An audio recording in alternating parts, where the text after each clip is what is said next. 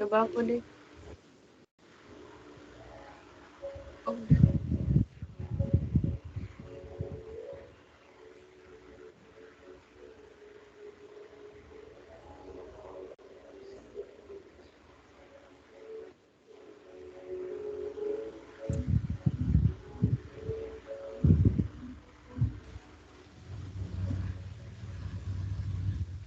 mulai.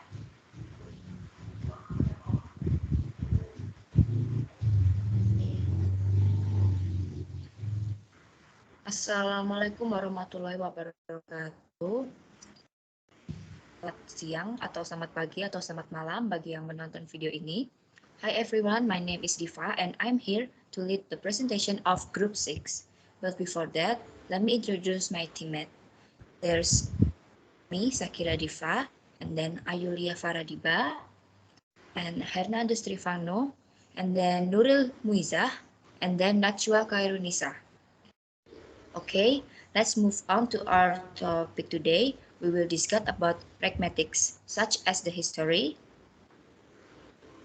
But before that, we will discuss about level of language and linguistics. Number 1 is text, and below that is meaning and situation and context.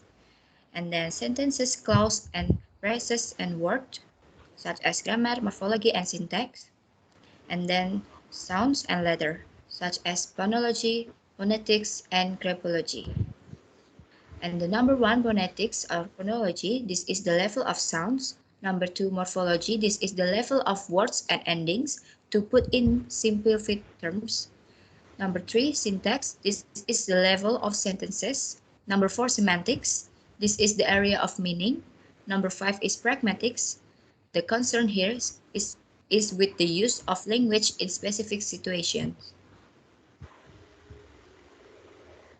And then we will discuss about background of pragmatics. Okay, Charles Morris, 1903 until 1979, was concerned with the study of the science of signs, which be called semiotic. Distinguished 3 branches of semiotics: syntactics for syntax, which studies the formal relation among different signs, and semantics, the study of the relation between the signs and the object they denote, and pragmatics, the study of the relation of signs to their interpreters, example, people. The word pragmatis derives from the Greek word pragma, which means matter things, but also action. From Linky, Nussbaum, and Portman, 1999.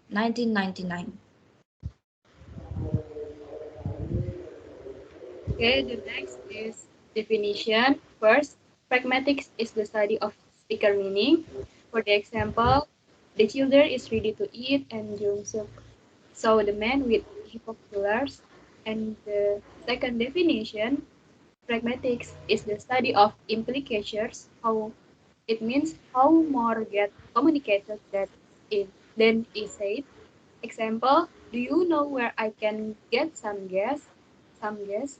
And then there's a gas station around the corner.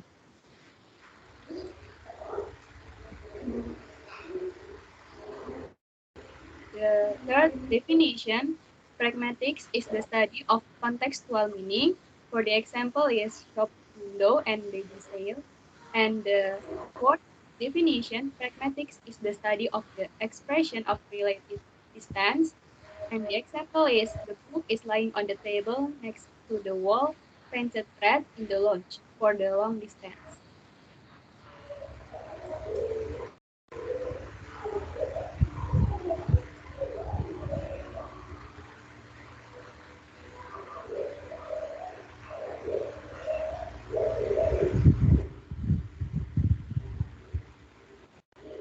The essence of pragmatics.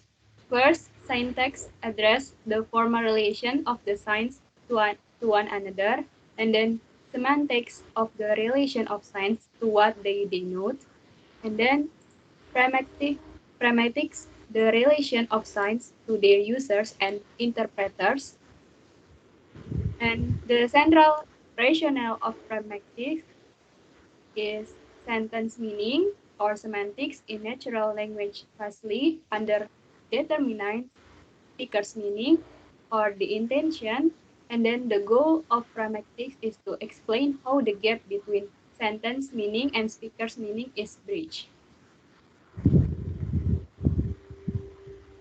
Okay, next I will be explain about fundamental. First, communication involves complex intentions. 2. This communicative intention have to be inferred. 3. Communication is governed by principle or maxims. 4. There is a fundamental distinction between explicit conveyance of information. Next,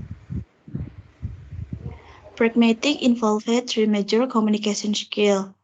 Using language for different purposes such as greeting, example hello, goodbye, informing, example I'm going to get a cookie, next demanding, give me a cookie, promising, example I'm going to get you a cookie, requesting, example I would like you a cookie please.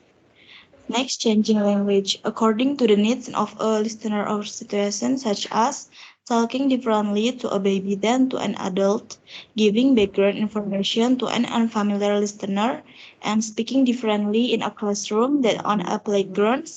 And next, following rules for conversation and storytelling, such as taking turns in conversations, introducing topics of conversation, staying on topic, rephrasing when misunderstood, how to use verbal and non-verbal signals, how close to stand to someone when speaking, how to use facial expression and eye contact.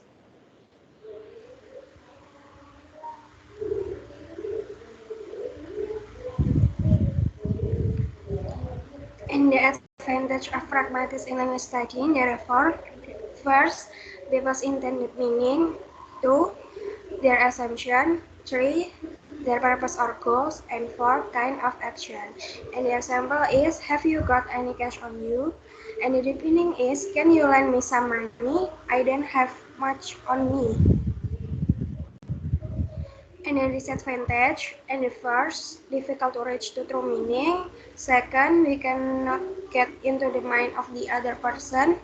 3, every individual has his or her own approach of interpreting, and the last level of understanding varies. And the example is retros, are you Punjabi? Speech art, the use of the language to perform some act. And the sentence type, there's three: declarative, interrogative, and imperative. Declarative is the speech act, is assertion. The function is conveys information is true or false. And the example is John Jones has bad breath. And the sentence type of interrogative, the speech act is question, and the function is elicits information, and the example is who ate my porridge. And the sentence type, if imperative, the speech act is order and request, and the function is same. Use cases other to behave in certain way. And the example is leave me alone and please leave me alone. Other speech acts include threats, warnings, bets, advice, and promise. Next, I will tell you guys about performative verbs. Verbs that can be used to perform the acts they name. The first, I assert that John Jones has had bread. I ask who ate my porridge. I order you to leave me alone. I request that you leave me alone. I threaten you that if you do that again, I'll punch you. I warn you that there is a gremlin at the back of your car. I bet you $5 that they will win tonight. I advise you to go to class at least once a quarter. I promise to pass the requirement tomorrow. Next. Alright. Next. And now I will tell you about direct and indirect speech act. Direct speech act. They perform their function in a direct and literal manner, and then can be performed by the first example, making a direct literal utterance. The second example, using a performative verbs. Now indirect speech act. What the speaker actually means is different from what she or he literally says.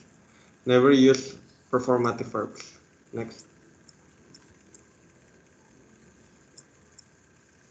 Now I will tell you guys about rules of conversation. A set of convention governing language use that preserves its integrity by requiring us to be honest in its use, to have evidence for what we say relevant to the speech context, to, to perform a particular speech act indirectly. One need only formulate a question, assertion, request, or order that evokes a felicity condition on that speech act. H.P. Grice's cooperative principle. We are enjoined to make sure that what we say in conversation furthers the purposes of this conversation. Next. Last, I will tell you guys about maximum of quality, maximum of relation or relevance, maximum of quantity, and maximum of manner. Maximum of quality. Do not say what you believe is false, and then do not say that for which you lack adequate evidence. And then next, maximum of relation or relevance. The words must be relevant. Next, maximum of quantity. Make you contribute as informative as required. Do not do not make your contribution more informative than required. Last one, maximum of manner. First, you need avoid obscurity of expression. Then the second, avoid ambiguity. Third, be brief, and the last one, be orderly. Okay.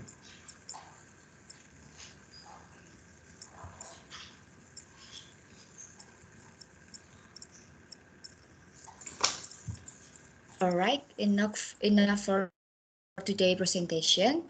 I want to say thank you for my teammate that give their hard work for this project.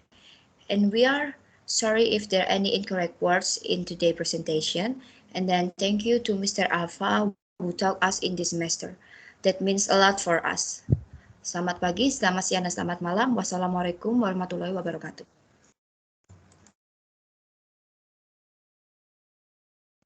Thank you. Thank you.